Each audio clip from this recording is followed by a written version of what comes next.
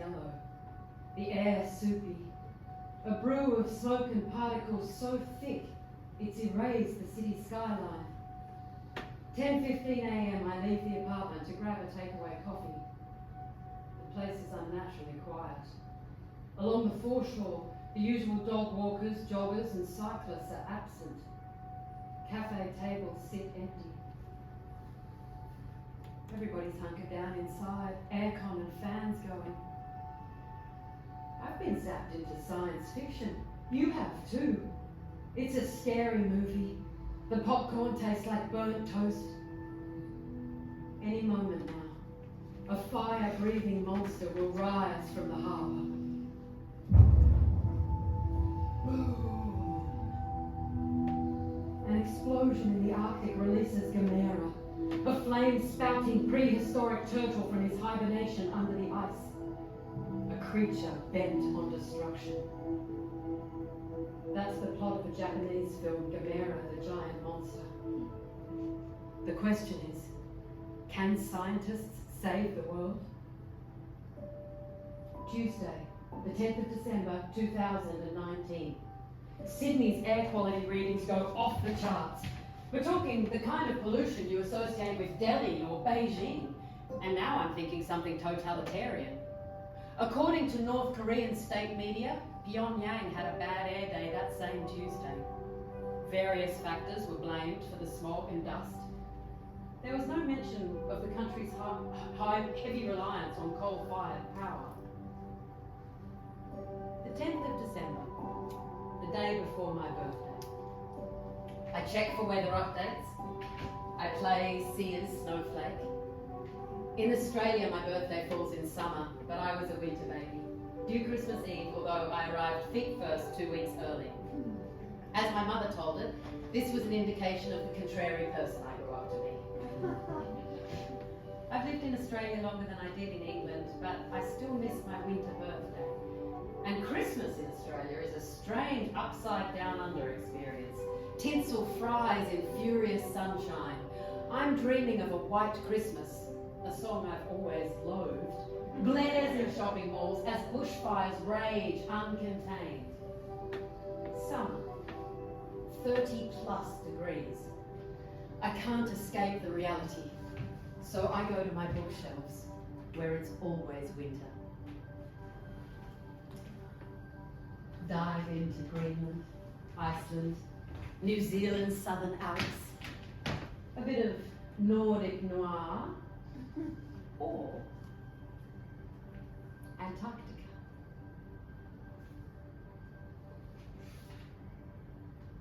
This is a story of winter. Kate Evans, 22nd of June, 1911. Midwinter has been observed with all the festivity customary at Christmas at home. Beginning on seal soup, we went on to roast beef with Yorkshire pudding, fried potatoes and Brussels sprouts. Then followed a flaming plum pudding and excellent mince pies. The table was strewn with dishes of burnt almonds, crystallized fruit, chocolates, and a noble array of liqueur bottles. If goodwill and happy fellowship count towards success, very surely shall we deserve to succeed. In Captain Scott's words, I hear the creak of wood and rope, the growl of wind, pop of champagne corks, the brass trumpet of a gramophone. I see the wilderness of the polar night, male camaraderie and stiff upper Britishness. But I also see determination, questing minds, the plan taking shape. And the curiosity that keeps me reading Scott's journal isn't short-circuited by the knowledge of how things did, in fact, turn out. Over the course of history, very few people have been to Antarctica, and logically there's no reason why I should be one of them. Consider the cost, the carbon footprint. Visitors to the region and the ships that carry them are increasing. Dine on board in 5-star luxury. Ride a Zodiac or helicopter across the ice. The frozen continent, once accessible only to well-supplied explorers, is now edging towards the mainstream. And that's not my thing. I on a different imagining, a more off-the-map experience. I steer my cold climate craving into less charted waters. Subantarctic islands of New Zealand. I download the brochure. Expedition cruising, the blurb says, is for travellers, not tourists. The opportunity to go where few have been before. To the outlying islands, storm-swept specks of land that dot the seas southeast of New Zealand. It turned out not to be so easy to go to those islands. One, trips to the frosty exotic are hugely expensive. I asked if they were interested in hosting a writer-in-residence. They weren't. Two, cabins are twin share. I'd be doubling with a stranger. A room of one's own is twice the price. And look, I'm past the point where I'm up for sharing a bedroom with anyone besides my partner. Three, is visiting them in person the only way to experience these places? Pristine ecosystems, wild, beautiful, untouched, until we go there to see them for ourselves. I reset my search for winter cold. I would only go to places I could get to via public transport. Or the imagination. The end of August, I catch a Greyhound bus to Thredbo. It's one of mainland Australia's coldest spots. At 3 p.m, the temperature is 4.5 degrees. Last night's low was -4. When I wake up, it's still dark. I put on my coat and go for a walk. I love the quiet of snow. How an overnight fall changes the whole acoustic, even briefly, before the resort revs up and Thredbo becomes anything but quiet. Snowboarding, ice climbing, jangling backpacks and packs of revellers, ski runs called Cannonball and True Blue, mountains of leaflets, promising adventure, promising to make your journey to the snow a carefree experience. Carefree experience it may be, but it's certainly not a car-free one. The number of vehicles here is staggering, as far as the eye can see. Welcome to the Kosciuszko National Car Park. I went to Thredbo looking for cold and poetry. I found traffic. A warming climate means ski centres around the world face the prospect of a long downhill run. Winter snow, once reliable as a Swiss watch, is now unpredictable. Patches of bare ground appear on slopes that a generation or two previously were uninterrupted white drift. Chairlifts rust, bankrupt hotels sit empty. In Europe, scores of ski resorts have become ghost towns. Artificial snowmaking used to be a last-ditch solution for an unlucky season. Not anymore. Who says you can't have snow in the desert? Chill out in the world's hottest destination.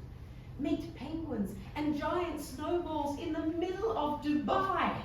43 degrees outside, but inside the Mall of the Emirates, it's snowing real snowflakes. Wow. Think you can't have snow in the desert? Think again. Spend enough billions and you can make the impossible possible. But what happens when the wow is over and climate realities reassert themselves? Perhaps we'll see the advent of a different kind of snow tourism? People heading to the mountains not to ski, but to see a rare covering of white stuff, the remains of what once existed. Like visiting the Colosseum in Rome.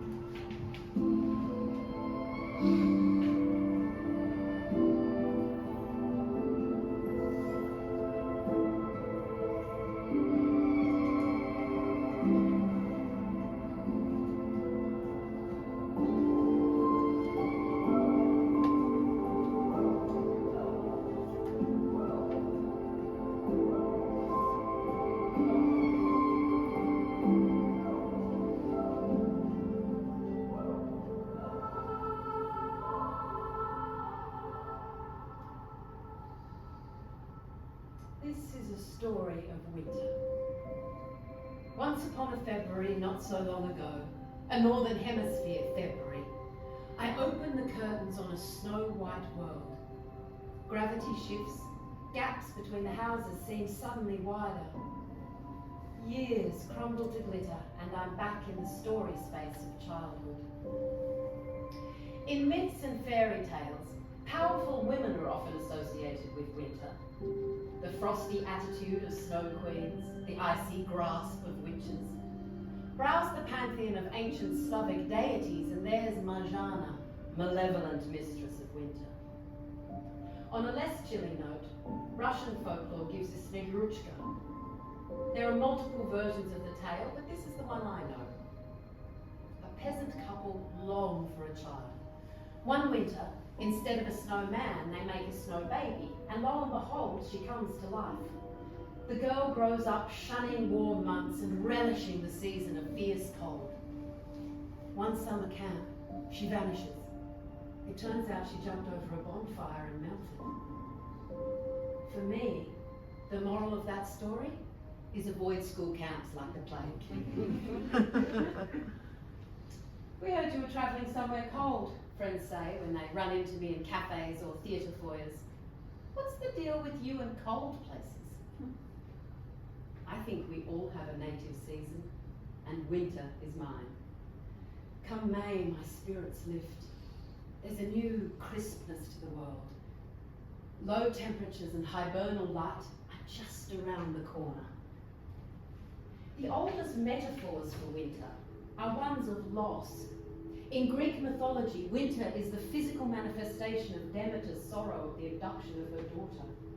When Persephone is carried off to the underworld by Hades, Demeter casts a blight on the land. Nothing germinates, nothing grows. Humanity faces perpetual winter until a compromise is reached, whereby Persephone resurfaces every spring and plants sprout anew. There is life in death, and death in life. That snowy English February was the last time I saw my mother. We're eating bagels with smoked salmon. There are teacups waiting in glass cabinets for visitors. Mum's conversation is peppered with updates on the successful lives of people whose names I don't recognise, but who she insists were classmates when I was 12. In June, Mum celebrated her 90th birthday. A month later, she died. Her funeral was held on Sunday, the 18th of August, 2019. No, not my mother's funeral. This was a ceremony to mourn the passing of a glacier. Iceland's first glacier lost to climate change. In 1890, it spanned 16 square kilometres. Today, it's a watery grave.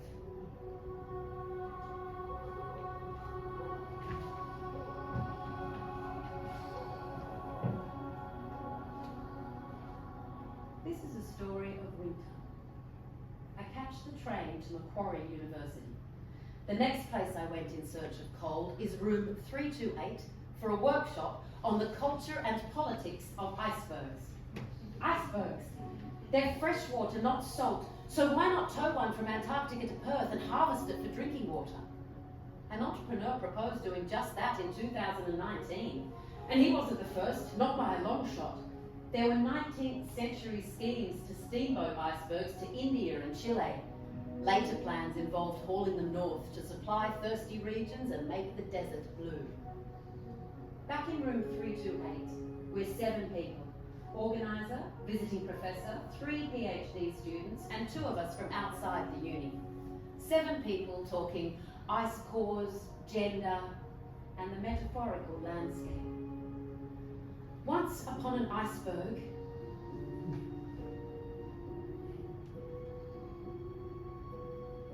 the most famous iceberg was the one that sank the Titanic. The largest one ever recorded came from the Ross Ice Shelf in Antarctica. The US National Ice Centre, the body responsible for assigning iceberg IDs, called it B15. Most of the time, icebergs sit there doing their own thing, bobbing about, slowly melting. But they also help us speak about deeper reservoirs of meaning. In the workshop, we discuss polar science. What does it look like? Male, youngish, techie.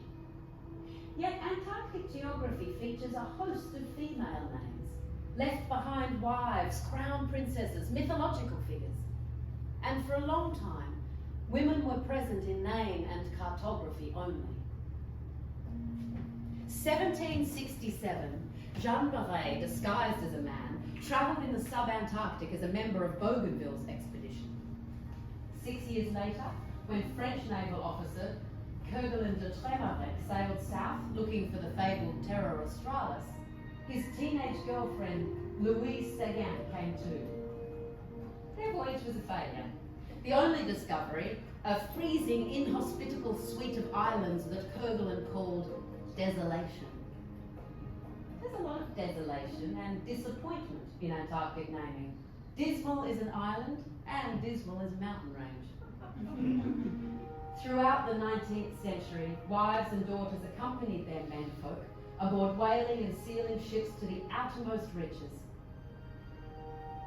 Their presence recorded as footnotes in captains' logs. But before they went south, women went to the far north. In 1735, Tatiana Konchishcheva and her husband spent their honeymoon navigating ice floes and rough weather to map Russia's Arctic coastline. Although she is considered the first female polar explorer, let's not forget that Inuit women, Sami women, and indigenous Siberians occupied those harsh territories for centuries. To feminize, albeit slightly, the blogosphere of the Arctic, I'm going to add 2 more female characters to this story of winter. In a charity shop, I found a Dear Sessions library book, The Far Islands and Other Cold Places, Travel Essays of a Victorian Lady, by Elizabeth Taylor, an artist and journalist, not the Hollywood star. As the title indicates, Taylor's tastes were Arctic. Iceland, the Faroe Islands, and other points north. These places tested her survival skills in surprising ways. In a letter to her sister, she described her struggle to eat a puffin. Only by clenching her fists and reciting poetry could she force herself to swallow morsels of unpalatable seabird. But trailing clouds of glory do we come, mouthful of puffin, and by the vision splendid is on his way attended, mouthful of puffin, etc. Maria Chaplitska's tastes were Siberian and scholarly, an ambitious combination in the early 20th century when she left Warsaw for London, then Oxford.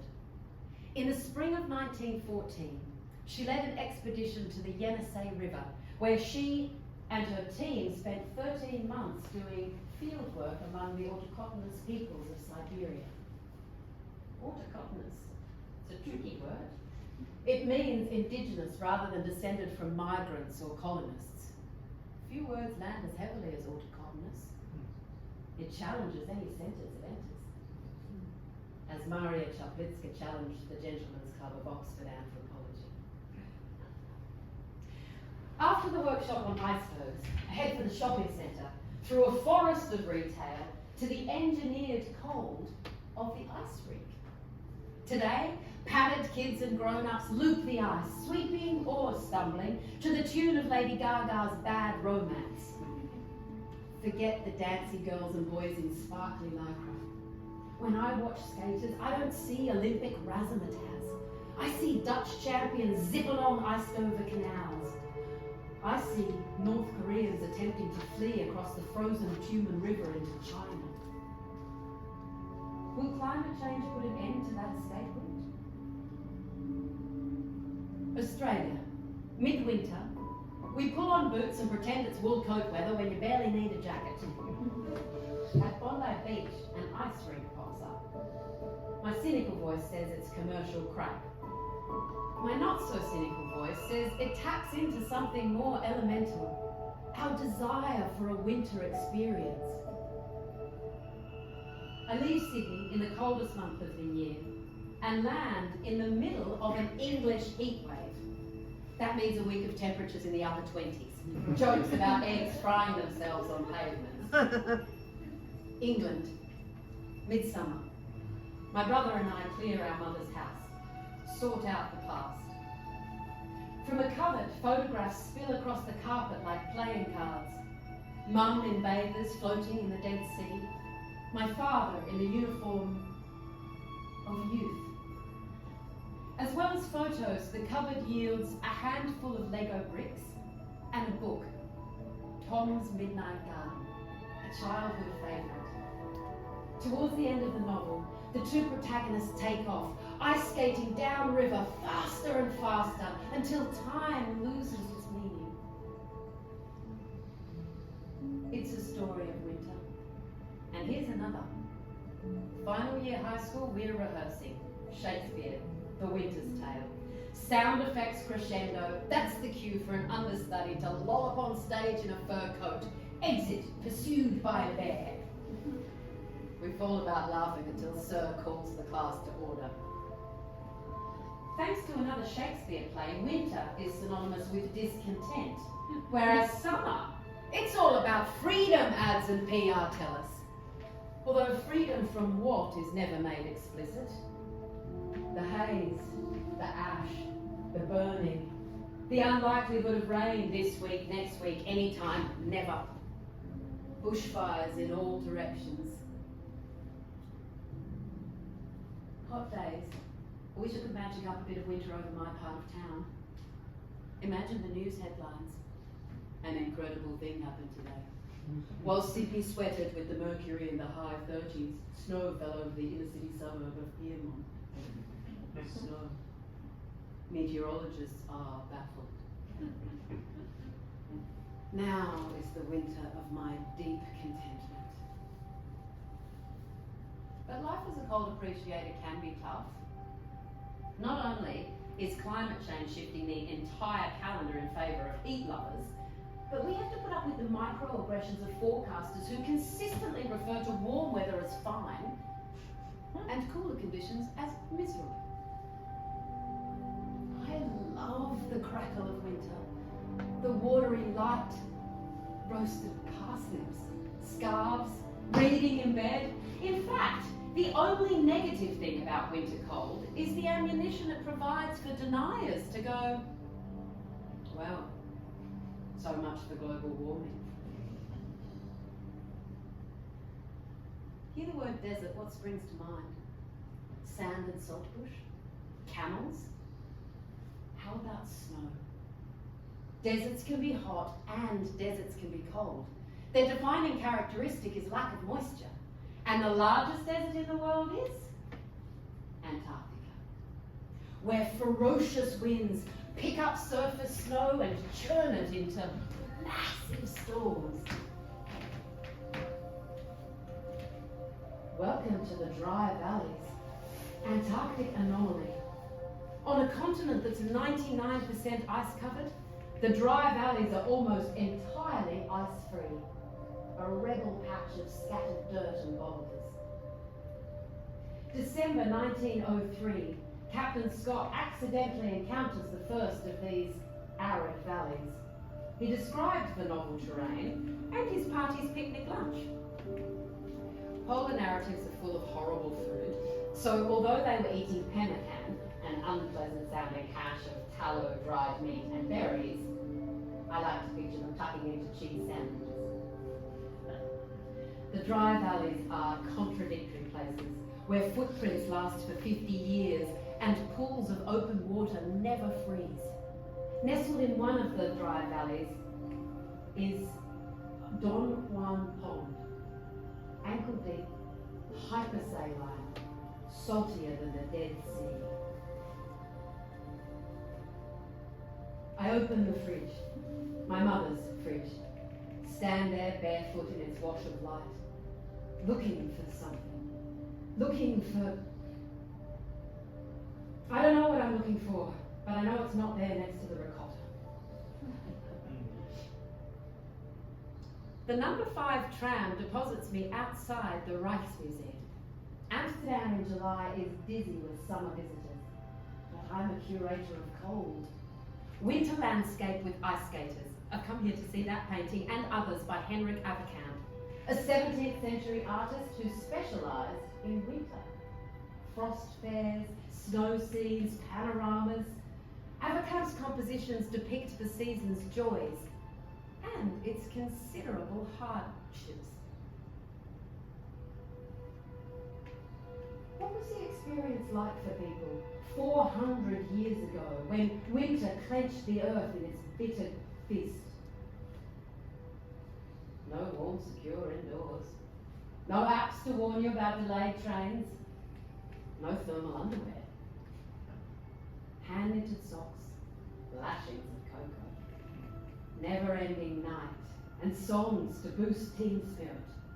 On Captain Scott's playlist, Sunday hymn singing, Gilbert and Sullivan, God Save the King. In the deepest south, white men frocked up to play women and blacked up to perform caricatures of African Americans. In 1912, members of Mawson's expedition staged their self-penned opera, The Washerwoman's Secret. 10 years earlier, Scott's first mission turned a storage hut into a makeshift theatre. Their first production was a farce about convicts. Their second, the dish-cover minstrel troupe, a black-faced choir of 12 recruited from the lower decks. In Scott's next mission, there would be no amateur dramatics or comic turns, only tragedy, played out on the international stage as Britain and Norway competed to be the first at the South Pole.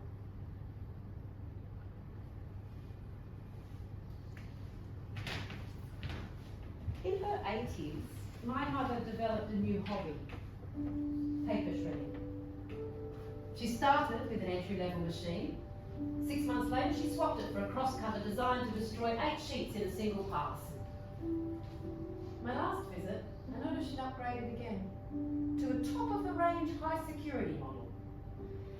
As Mum shows off her new purchase, creating a blizzard of bank statements and bills, I wonder why she feels she needs one made for classified material and government secrets. I put this zeal for erasure down to Mum's particular mindset, until a friend tells me that her mother in Tokyo has also taken up shredding, big time. So now, I'm picturing droves of elderly people shredding away. Feathers of paper snow cascading from kitchen tables around the globe. Remember that famous scene in The Wizard of Oz when Dorothy and her companions fall asleep in a field of poppies and wake up in a sudden flurry of snow? That snow was asbestos. And it wasn't the only film where asbestos stood in for snow. As climate change accelerates, could we lose winter altogether? Will synthetic snow become the new white? Frozen ponds and puddles a distant memory? What will we miss, you and me, if the season survives only in fairy tales, in the art and literature of centuries past? And what about the vocabulary of winter? All those terms, scientific, vernacular, indigenous, that swirl about the season. Gunima means snow for the Narigo people of southeastern Australia. Purga is a tempest that barrels across the Siberian tundra. Hoarfrost, sleet, grauple. That's precipitation that forms when supercooled raindrops condense on a snowflake. Academics compiling a thesaurus collected 421 Scottish words for snow. Panic is what Greenlanders call snow in the air, snow on its way down from sky to earth. You could write a whole libretto about that one noun. Snow falls to a depth of 10, 20, 400 plus words. Do those words have a future? Sad. S-A-D. Despair brought on by diminishing hours of daylight. A mental ice cloud. As well as the frost giants of Scandinavian mythology, harbingers of darkest winter, the languages of those northern latitudes have expressions that recognise the relation between midwinter and mood disorders. In Finland, it's karmos masenus, a feeling of gloom aligned with the polar night. Norwegians refer to murky time, a season of low spirits, while Icelanders have a long, spiky word for winter depression brought on by short days. Such a poetry of grim. A little light Googling, and I find the Old English word winterserek. It means profound sorrow, a sorrow comparable to the bone-chilling heart of winter. In modern English, we've got the colloquial winter blues, or the more clinical seasonal affective disorder, SAD. Me, I suffer from reverse SAD. The overwhelming summers of Australia that drive me mad. After my mother's funeral, I caught the train to Cambridge. From the station, I walked 10 minutes to the Scott Polar Research Institute. That word again was the Scott Polar Research Institute, and 100 years back in time. In the reading room above the museum, the librarian brings out the files I've requested, along with a tub of pencils. Sorry, no pens allowed. I sit among reams of documents. PDFs and reports flash across my screen. Geoscience, seabirds, algae, mysteries of the upper atmosphere. I read about Captain Scott's cocoa. I read about ice cores. Once upon a time, explorers jammed their flagpoles into the polar ice as proof of conquest. Now, scientists drill into ice sheets and exhume long cylinders. Ice cores that record hundreds of thousands of years of environmental history. I'm summoned back to my own era by the bell for morning coffee. Work stops, the reading room is locked. We troop downstairs to a rattle of china as the tea trolleys wheel in. Staff chat with each other. I help myself to a chocolate digestive. Consider artifacts in their glass enclosures. Consider a second biscuit. And the exhibitions focus on feet, footwear, cold feet, frostbitten toes, the condition of men's feet as they went where they went and did what they did. Back at my desk, back into the fog and frequent icebergs, I take a detour to the South Sandwiches, an arc of volcanic islands where the Atlantic and Southern Oceans flow into each other. Britain and Argentina both claim sovereignty over these uninhabited isles, named by Captain Cook in honour of the 4th Earl of Sandwich. Imagine being called Sandwich. March 1965, Naval Surveyor C.J. Seawin Edwards wrote, "As we edged in closer, buffeted by fierce downdrafts from the plateau, these ice cliffs with their twisted and tortured shapes, capped by a funereal sprinkling of ash, presented an utterly evil appearance. The South Sandwich Islands, a story of unbroken winter, where volcanoes and territorial feuds smoulder. Slogging over the archival ice dilutes the grief that sneaks up on me when I least expect it. The coffin sliding into oblivion, yellow flowers, my brother's pale face. Ashes to ashes, snow to snow. I close the file on all those frigid extremities. I've read enough manuscripts, academic articles and travel logs to paper mache my own iceberg. It's surprising, the amount of cross-dressing in Antarctic history. But pantomime drag aside, women didn't set foot on the continent until almost the middle of the 20th century. Not for want of trying, though. 25 women applied to join Mawson's 1929 expedition. 8 years later, over 1,000 registered their interest in a proposed British venture. None were successful. Antarctica was fortitude and endurance, was odyssey and drama. Antarctica was the hero's journey. The first woman to crack the ice ceiling was Maria Klenova, a marine geologist. She began her career in Arctic waters and reached the peak of her profession in the 1950s. during what's known as the Thaw, a period of reform following the death of Stalin. When preparations began for a Soviet Antarctic expedition, Maria Klenova requested a place on it. The expedition leaders said no. There were no facilities for women researchers. The same old shit. One of the leaders explained that the presence of women would disturb their male community. How could they walk around in their underpants, have male conversations or drink if there was a female on the team? Maria Klenova hit back. She was a professor. She was 56 years old, for goodness sake. Would Russian science be damaged if there was one less stupid remark or drunken anecdote? Her persistence paid off. November 1955, she boarded an icebreaker and became the first woman to carry out a program of scientific research in Antarctica. I know the shape of its shadows. I know about the homemade spirits in my mother's garage. Mum tells tales about shapeshifters and fairy godmothers and relatives I've never met. About how much she loves driving. And we're laughing as she bashes walnuts with a rolling pin. I stand beside her in the kitchen, the little girl who will remember all this. And now, I'm flying. QF 121 into Queenstown. The penultimate place I went in search of cold was New Zealand's South Island. Australia's eastern seaboard is ablaze. Clouds of bushfire dust drift east across the Tasman, turn glaciers and snow-capped summits grungy brown. Glaciers come and glaciers go, and not so fun fact.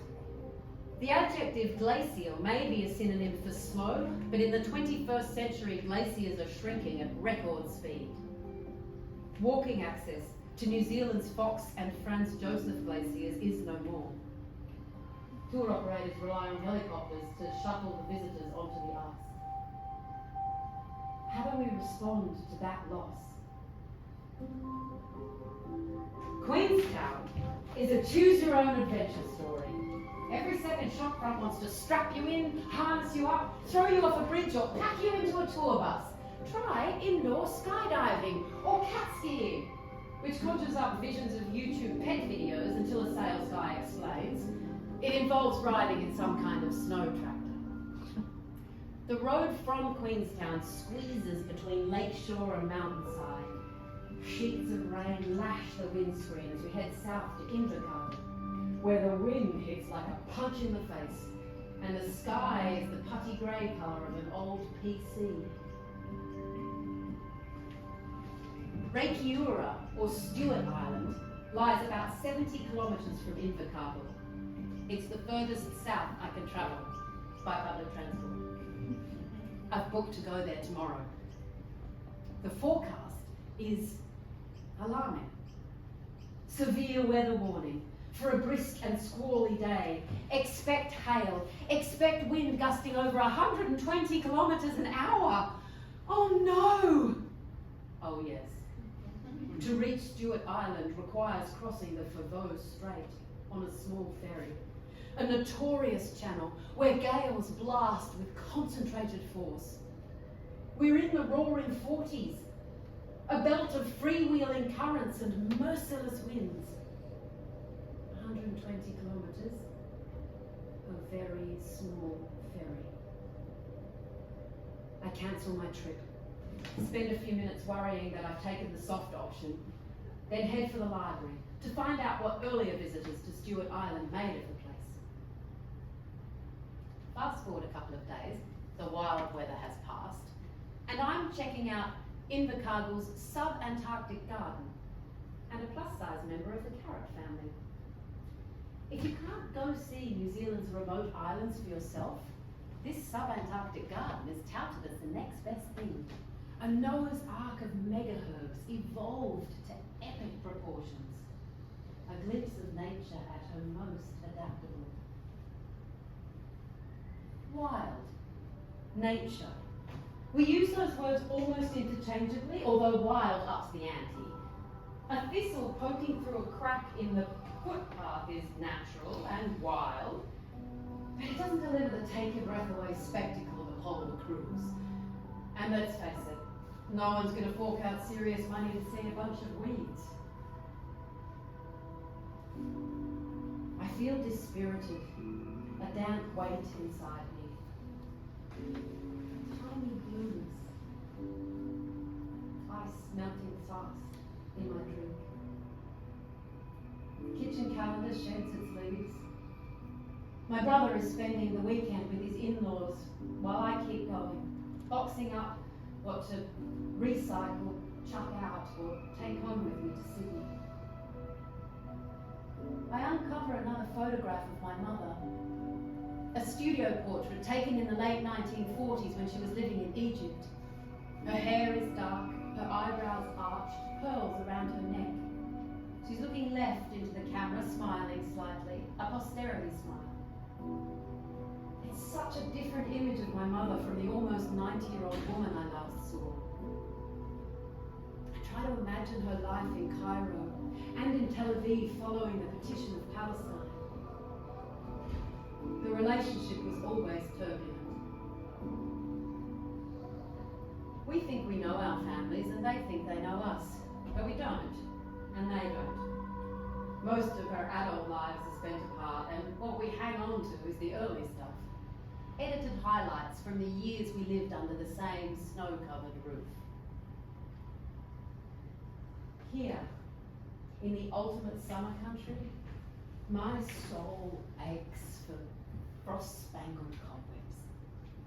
Lowering violet grey skies.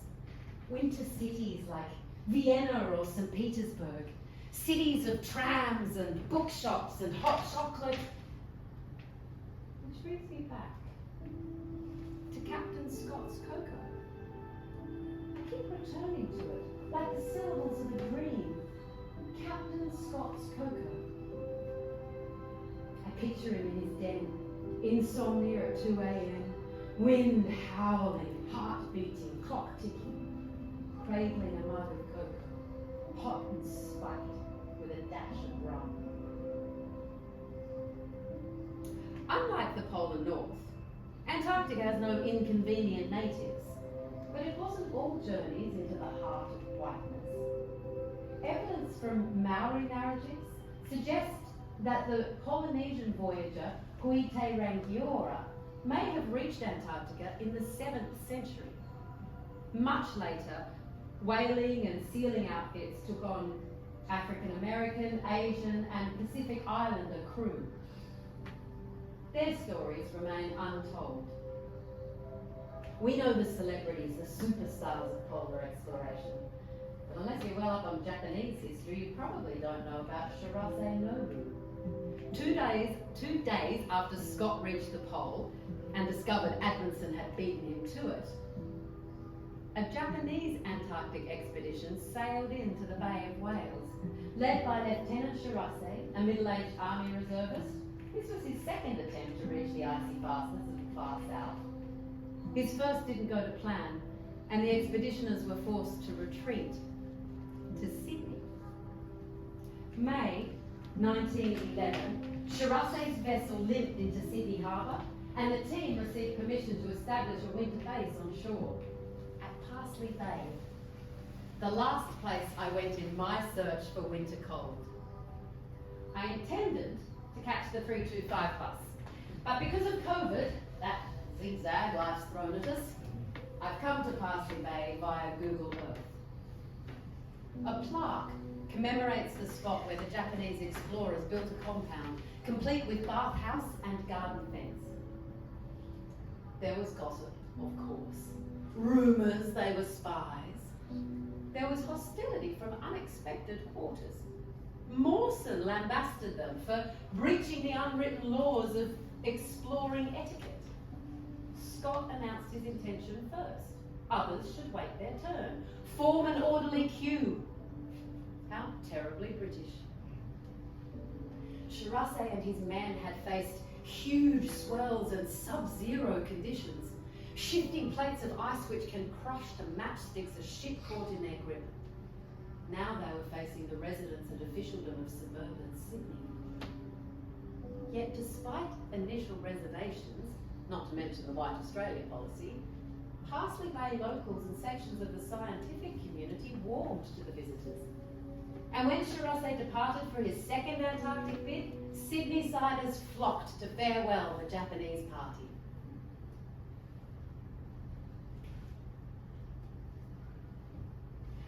I cancel my mother's subscriptions and credit cards. I call Radio Rentals to collect the TV she insisted on forever renting. I cancel her membership of the Inner Wheel, whatever that is. I tell the lifeboat charity to keep this month's donation. British Gas refunds us £1.79. Property, investments, savings, assets such as jewellery and antiques. The solicitor details our mother's estate and the tax department's interest in our inheritance.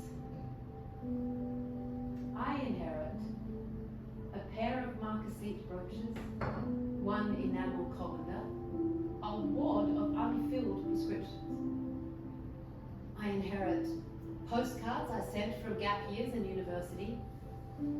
I inherit 7 extension cords, half a dozen empty suitcases, and an Everest of table linen. I inherit jars of nutmeg and paprika past their use-by dates. I inherit drawerfuls of faded receipts, bottle openers, and pre-dishwasher knives with bone handles. I inherit my mother's recipe for mushroom soup. Does the tax office want to know about that? And of course, I inherit that top-of-the-range paper shredder. Journeys to the gelid zone at the bottom of the planet have been richly documented. An atlas of eternal ice. I scour catalogues and databases for footholds. I want to understand the allure of the cryosphere, of permafrost and megadunes, my own love of winter, more than a counterweight to the oversupply of summer. Cold weather makes me feel alive, engaged, part of the universe. I want to taste the cold. I want to stretch my tongue out and catch a snowflake like we did as kids. The right to be cold. That phrase was coined by Inuit activist Sheila Watt Coultier. The right to be cold.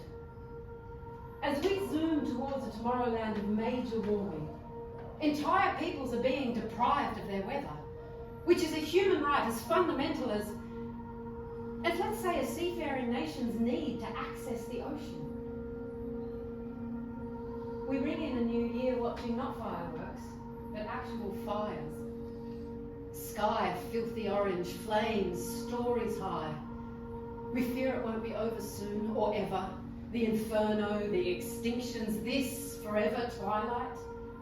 Perhaps in the end, we won't need to explore the far limits of the compass looking for the wild, because the wild will come for us. But wait. Trees went to pieces. Yes. Trees have been burnt. Yes, but they're not dead. There's a seed bank in the soil that will germinate and regrow. Meanwhile, into my inbox and Twitter feed pop ads, in case I'm planning a trip somewhere in the very distant, possibly never future. Cruises to time-forgotten islands, pristine ecologies. Companies urging me to book a berth for a magical winter safari. Last chance tourism. Subtext, see it while you can. Been there, bought the t-shirt, bagged a snow dome. Can we find a silver lining? Can we hope mountain slides stay the flow? The problem isn't a deficit of scientific knowledge. It's a deficit of political will.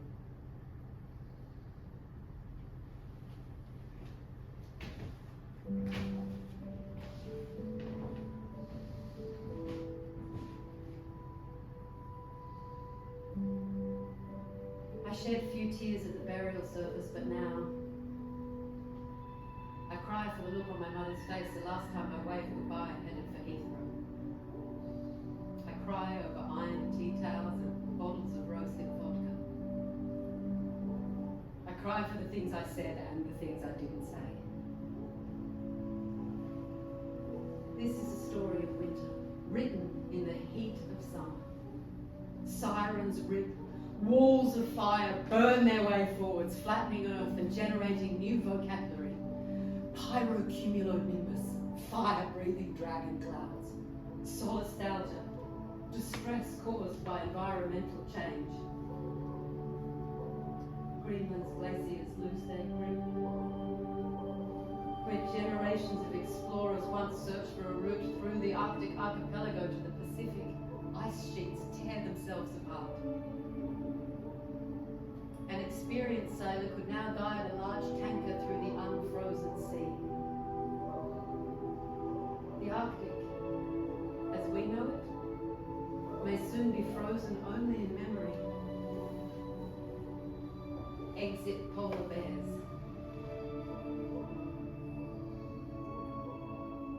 I clean out my mother's freezer and pull the plug.